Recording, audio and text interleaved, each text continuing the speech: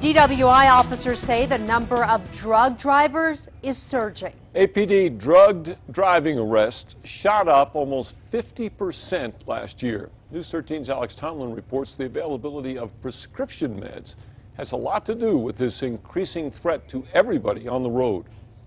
They've been out there. Maybe there's more of them now. It does seem that prescription meds seem to be the latest trend. APD's drug recognition experts are busting drivers with both illegal and prescription drugs in their systems.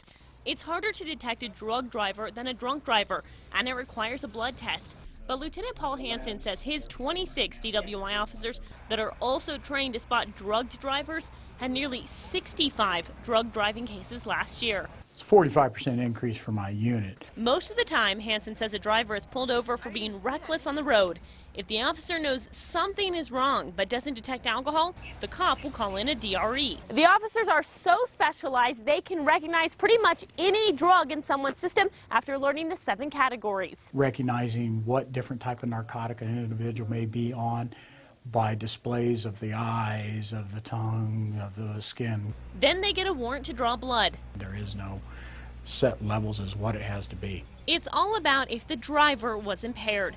Sometimes it's hard to get a conviction if the drugs in the driver's system are low and they didn't cause a major problem on the roadway, something former lawman and now state rep Bill Ream has seen firsthand. There is no literature on what level of impairment would occur on any drug, including Valium, the most abused drug. He's now introducing a bill to assign levels of impairment for some of the most popular drugs, legal and illegal. And the standards for a DWI arrest won't be high. Those levels are actually the detectable level. Alex Tomlin, KRQE, News 13.